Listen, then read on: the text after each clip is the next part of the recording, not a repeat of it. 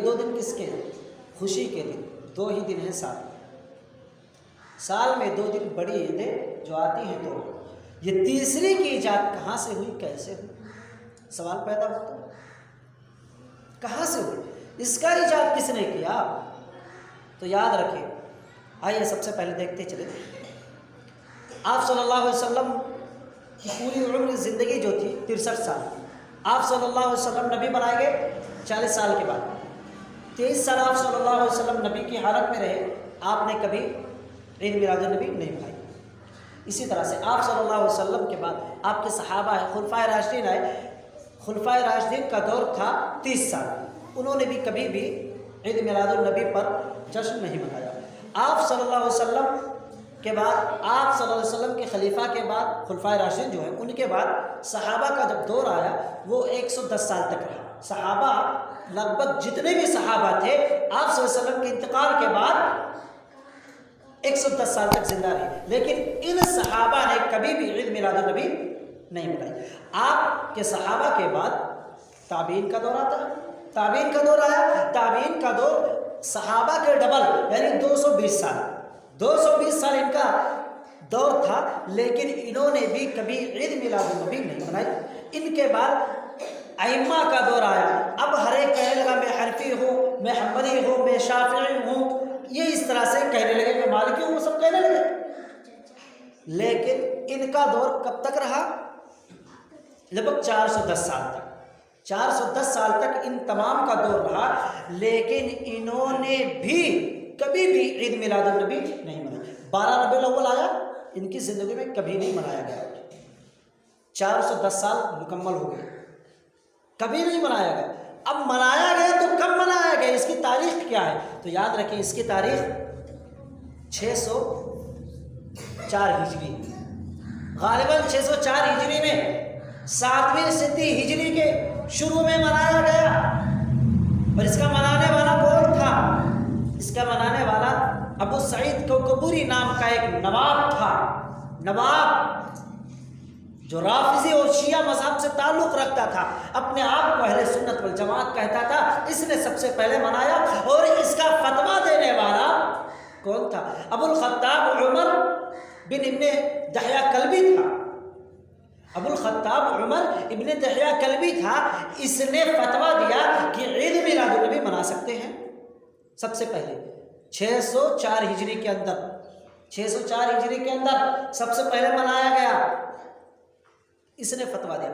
آپ صلی اللہ علیہ وسلم کی ہجرت کے اور انتقال کے 600 سال بعد سب سے پہلے 12 ربیع الاول کے دن تاریخ کو جشن منایا گیا.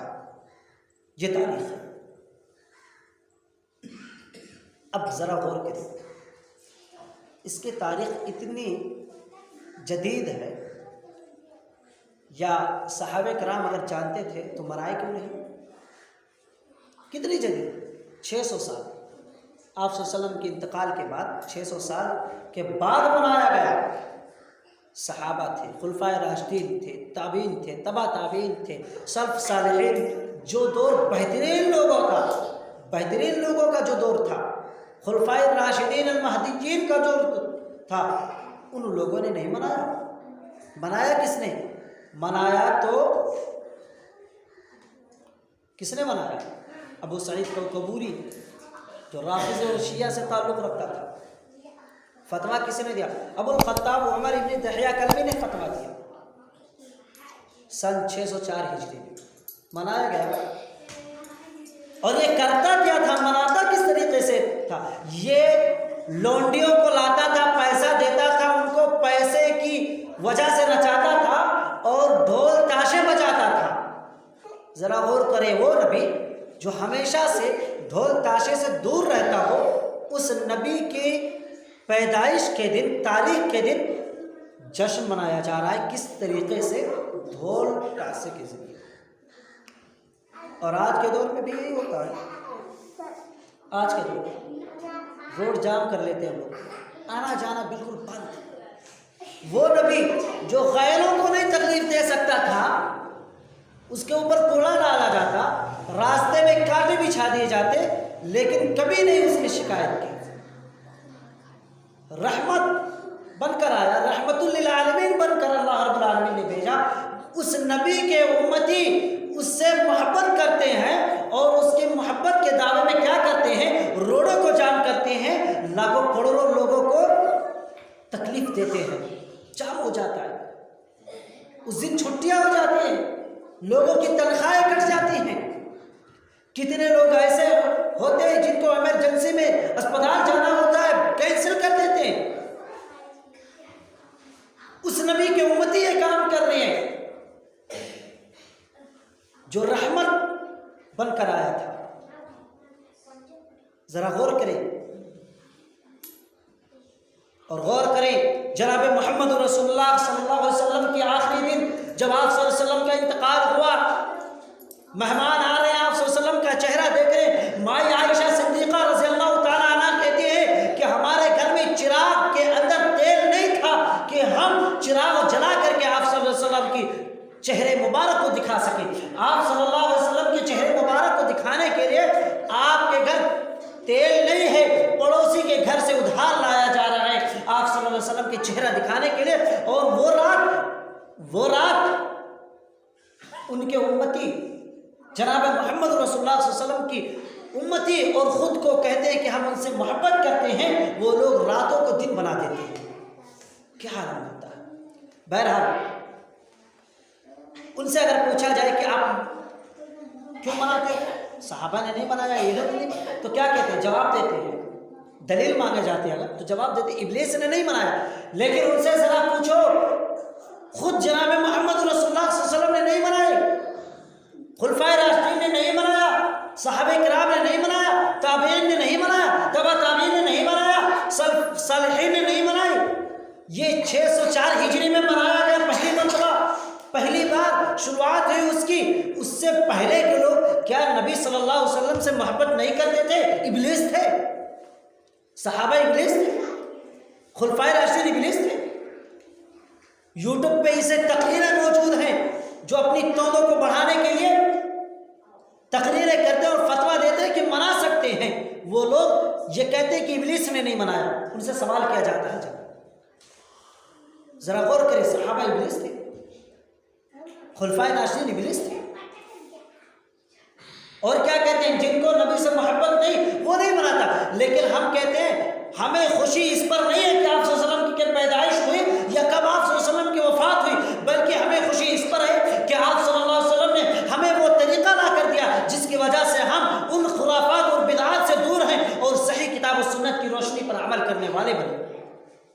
اس پر ہمیں خوشی ہے اور ہم خوش ہوتے ہیں اس پر، اس کو سوچ کر کے، کیونکہ آپ صلی اللہ علیہ وسلم کا پیدا ہونا، آپ صلی اللہ علیہ وسلم کا وفات پانا، یہ اتنا اہم نہیں لگتا جتنا اہم یہ ہے کہ آپ صلی اللہ علیہ وسلم کی لائی ہوئی شریعت. کیونکہ حضرت حذیفہ آپ صلی اللہ علیہ وسلم کے صحابہ، آپ صلی اللہ علیہ وسلم کے رازدار ہیں. حضرت حذیفہ رضی اللہ تعالیٰ عنہ آپ صلی اللہ علیہ وسلم کے رازدار ہیں، آپ صلی اللہ علیہ وسلم کے رازدار ہیں. یہ ان سے سوال کرتے ہیں ان کے بھتیجے، کہتے ہیں کہ کیا آپ صلی اللہ علیہ وسلم کا دور آپ نے پایا ہے؟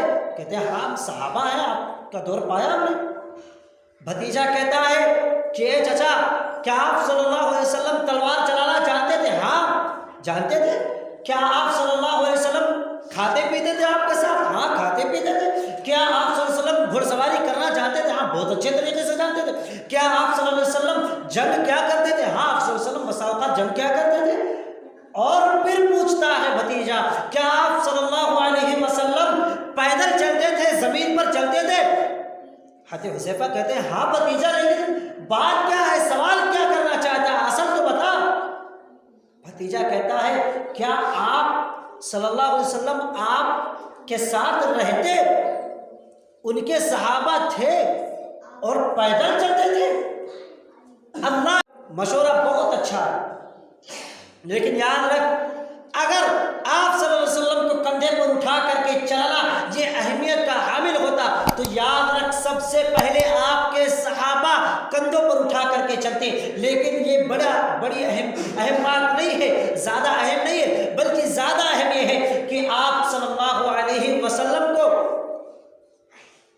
کندھے پر اٹھا کر کے بیٹھا کر کے نہ چلنا، بلکہ آپ صلی اللہ علیہ وسلم کے بتائے ہوئے طریقے پر چلنا، یہ اہم ہے۔ یہ اہم نہیں کہ آپ صلی اللہ علیہ وسلم کو کندھے پر بٹھا کر کے لے جایا جائے، بلکہ اہم یہ ہے کہ آپ صلی اللہ علیہ وسلم کی بتائے ہوئے کتاب و سنت پر، قرآن و سنت پر عمل کیا جائے، آپ صلی اللہ علیہ وسلم کے عمل کے ہوئے طریقوں پر عمل کیا جائے، آپ صلی اللہ علیہ وسلم کے بتائے ہوئے طریقوں پر عمل کیا جائے، یہ اہم بات ہے۔ اس لیے ہم نے آپ صلی اللہ علیہ وسلم کے کندھوں پر، آپ صلی اللہ علیہ وسلم کو کندھوں پر نہیں اٹھا کر چلا، بلکہ آپ صلی اللہ علیہ وسلم کے بتائے ہوئے طریقے پر ہم چلے ہیں، یہ اہم بات ہے۔ کون کہہ رہا ہے؟ صحابہ رسول کہہ رہے ہیں۔ دیکھ لیا جائے جو محبت کے دعوے کرتے ہیں، میں مانتا ہوں محبت ہے، اگر محبت اسی کا نام ہے تو اسی دن، جس دن ہم محبت کے نام پر یہ کام کرتے ہیں، اسی دن ہماری نماز کیوں قضا ہو جاتی ہے؟ بھیڑوں میں رہتے ہیں، ٹالیوں میں اور سواریوں میں رہتے ہیں، ڈی جے تاشا ڈھول تاشا بجاتے رہتے ہیں، لیکن نماز اور اذان کی آوازیں نہیں آتی ہیں، اذان تک لوگوں کو سنائی نہیں دیتی ہے۔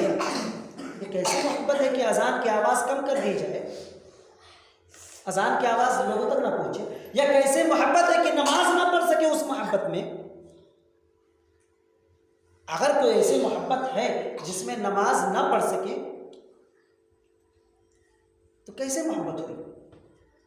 جبکہ آپ صلی اللہ علیہ وسلم خود انتقال کر رہے تھے تو سب سے آخری لفظ آپ صلی اللہ علیہ وسلم سے کیا؟ الصلاۃ الصلاۃ وما ملکت ایمانکم، الصلاۃ نماز قائم کرو، نماز قائم کرو، نماز کو پڑھتے رہنا، نماز کو پڑھتے رہنا، اور اپنے غلاموں کے ساتھ اچھا سلوک کرنا، نوکروں سے غلط سلوک مت کرنا، اچھا سلوک کرنا۔ یہ آپ صلی اللہ علیہ وسلم کا آخری الفاظ تھے، آپ صلی اللہ علیہ وسلم کے آخری الفاظ تھے جب آپ صلی اللہ علیہ وسلم اپنے مرض المرض میں مبتلا تھے، جب آپ صلی اللہ علیہ وسلم بالکل یہ تھا کہ آپ صلی اللہ علیہ وسلم کی روح قبض کر لی جائے گی۔ سیدہ صدیقہ عائشہ رضی اللہ تعالیٰ عنہ کہتے ہیں کہ آپ صلی اللہ علیہ وسلم یہ الفاظ کہہ رہے تھے اس وقت، اور یہ الفاظ آپ کے آخری تھے، اس کے بعد آپ صلی اللہ علیہ وسلم کی روح قبض کر لی جاتی ہے۔ یہ آپ صلی اللہ علیہ وسلم کے الفاظ تھے، اور آج اسی کو چھوڑ دیا جاتا ہے۔ کیسی محبت ہے؟ بہرحال یہ محبت کے دعوے دار سمجھ سکتے ہیں کیسے محبت کرتے ہیں اللہ کے نبی صلی اللہ علیہ وسلم سے، اور کیا حقیقت ہے اور کب کرنی چاہیے۔ وقت تقاضا نہیں کرتا کہ اس سے زیادہ بڑھا جائے۔ اللہ رب العالمین سے دعا ہے اللہ تعالیٰ ہم تمام لوگوں کو کتاب و سنت پر چلنے کی توفیق عطا فرمائے، بدعات و خرافات سے بچائے رکھے۔ اللہ رب العالمین سے دعا اللہ تعالیٰ ہم تمام لوگوں کو آپس میں الفت و محبت بھائی چارہ پیدا کر دے، اور کینہ کپٹ حسد بغض عداوت کو ختم کر کے الفت و محبت پیدا کر دے، آمین۔ اللہ رب العالمین سے دعا اللہ تعالیٰ ہم تمام لوگوں میں جتنے بھی بھائی بیمار ہیں ان کی بیماریوں کو دور کر دے، جتنے لوگوں نے دعاؤں کے لیے کہا ہے اللہ رب العالمین ان کی جائز مرادوں کو پوری کر دے۔